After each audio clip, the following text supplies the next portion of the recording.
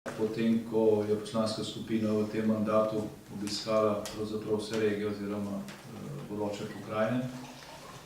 in nekatere celo večkrat, in ko se ta proces zaradi skrajšanja mandata oziroma predčasnih volitev na nek način s tem našim obiskom danes zaključuje. V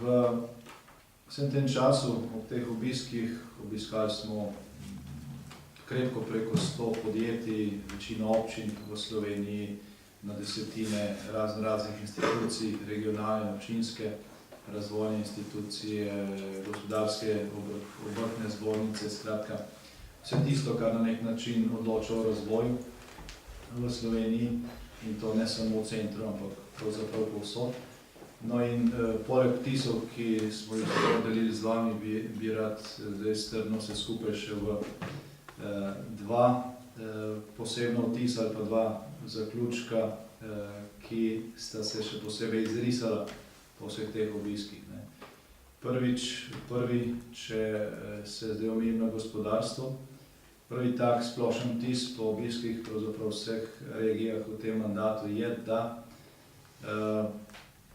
kriza, ki se je z vso težo začela v letu 2009,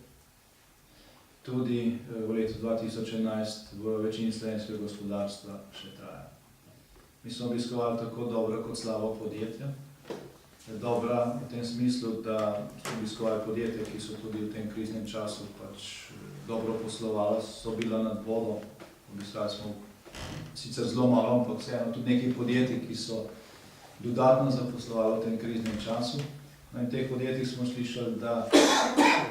oziroma smo srečali, so nam bile predstavljene številne dodatne možnosti,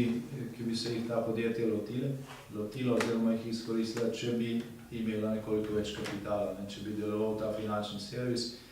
če po kredite ne bilo treba čez mejo in se za njih dogovarjati v tujem jeziku in s tujimi bankami, in če bi se tisto, kar so dobrega naredili ali pa izdelali, prodalo tako, da je bilo tudi plačano v realnem času.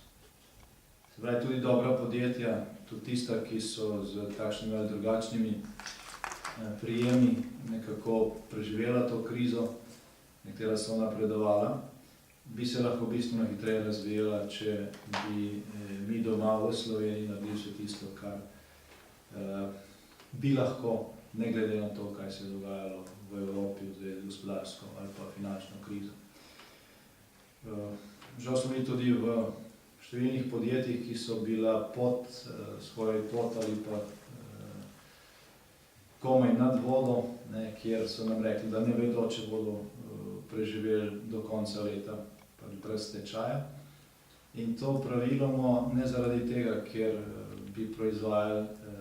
izdelke, ki se jih ne da prodati, ali ker bi opravili storitve, ki jih na trgu nihče ne potrebuje in zahteva, ampak zato, ker so vse to naredili,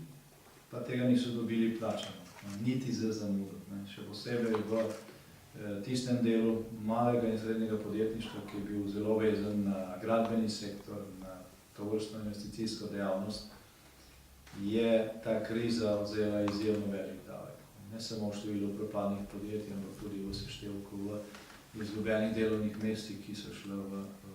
10 tisoče.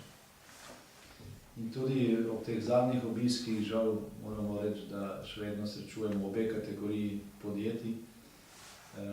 in nič ne kaže, da bi bila Slovenija nekje že na poti kakšnega znatnega okrevanja. Drugi tak splošen vtis, oziroma vtis, ki ga lahko posplošimo pravzaprav na večino regij v Sloveniji, pa se je porajal v obisku občin, lokalnih skupnosti, kjer pa se je pokazala ta investicijska suša. Sredstva za naložbe so se krčila iz leta v leto, kljub temu, da se je Slovenija izjemno zadolževala v tem času, kljub temu, da smo povečevali proračunski primanjkljaj in kljub temu, da je denarja v bistvu v toku bilo veliko, vendar so se krčila ravno investicijska sredstva. Tudi razpisov za uporabo evropskih sredstev je bilo premalo v tem času. delno zato, ker je bila težava z lastno participacijo, delno pa zato, ker so pristojni zamujali z razpisi. To je seveda dodatno siromašilo tudi tisti del sektorja malega in drobnega gospodarstva, ki je vezan na te lokalne storitve po občinah, in to je seveda siromašilo tudi standard prebivalstva, še posebej v tistih regijah, ki so bile že tako zaradi krize prizadete z visoko stopnjo brezposelnosti.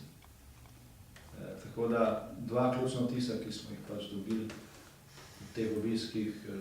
pač žal v teh 3 letih nista pozitivna. Moram pa reči, da smo srečali tudi ogromno dobrih idej, tudi zagnanosti, volje, da se vztraja, in moram reči tudi neke take klasične slovenske trme, tudi v takšnih podjetjih, kjer bi človek že zdavnaj obupal, ko sliši, s kakšnimi razmerami se ukvarjajo in kako pravzaprav posamični drobni podjetniki ali pa obrtniki niti sebi ne izplačujejo več plač, zato da stvar lahko gre naprej in vztrajajo in pač računajo, da se bodo stvari spremenile na bolje. Torej neka volja, neko upanje še obstaja, še tli, vendar pa ta kriza dejansko traja izjemno dolgo, in če se bo to stanje nadaljevalo, potem bo še več sicer dobrih podjetij s potencialom propadlo.